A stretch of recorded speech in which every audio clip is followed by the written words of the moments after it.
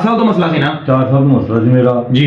हुण हुक्म फरमाओ। काम नहीं सी कर रहा मेरा जी। तकरीबन 1 महीना हो गया मैं दवाई खा ली है जी। साडी दवाई? हाँ जी जी। ये दवाई के नाल इतना फर्क पै गया कि तकरीबन मैं 1 रुपए जो 12 आने तक फर्क पै गया। ठीक है। बिल्कुल सही बाजू मेरा माशाल्लाह जी माशाल्लाह जी। अस्सलाम वालेकुम, कैसे हैं ऑल फ्रेंड्स? मैं आप सबका भाई हकीम अतीकुर रहमान सन्यासी फ्रॉम गुजरात। दोस्तों आज हमारे साथ एक और न्यू पेशेंट मौजूद है। पेशेंट नहीं बल्कि ये डॉक्टर साहब हैं, हमारे बड़े ही प्यार मोहब्बत वाले डॉक्टर साहब हैं। ये हमारे गुजरात के सिविल हॉस्पिटल के सर्जन हैं माशाल्लाह। बहुत सारी दुनिया इनको जानती है, शायद आप दोस्तों है आप भी इनको जानते हो। पहले इनसे हम डिस्कस करते हैं, फिर आपके साथ इनका रिव्यू इंशाल्लाह ऐड करते हैं। डॉक्टर साहब की अपना नाम है जनाब?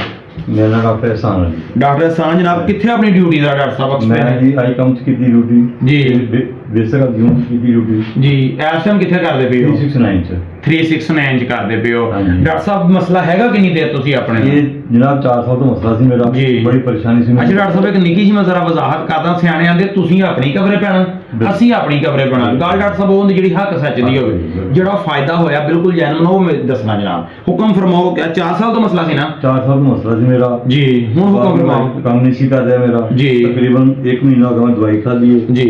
साडी दवाई? हाँ जी जी। ये दवाई के नाल इतना फर्क पै गया कि तकरीबन मैं 1 रुपए जो 12 आने तक फर्क पै गया। ठीक है। बिल्कुल सही बाजू मेरा माशाल्लाह जी माशाल्लाह। लेकिन बिल्कुल काम कर रहे सही कर रहे जी। मैं दवाई खाना गड्डी ड्राइव कर सकना मोटर बाइक खुद चलाना बहुत ही अल्लाह की रहमत है। लेकिन मैंने एक चीज़ का बहुत ज़्यादा फायदा होया कि मैंने मेरे ब्लड प्रेशर की दवाई कोई खानी जी छुट गई मेरे को।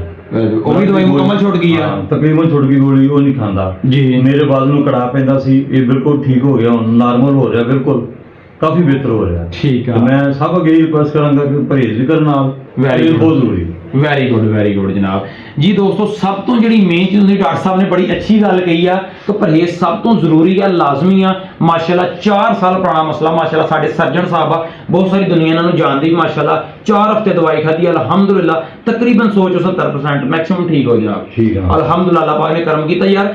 ਸਭ ਤੋਂ ਪਰਹੇਜ਼ ਔਰ ਬਲੱਡ ਦੀ ਸਰਕੂਲੇਸ਼ਨ ਦਰੁਸਤ ਕਰੋ ਔਰ ਮਰੀਜ਼ ਨੂੰ ਤਾਕੀਦ ਕਰੋ।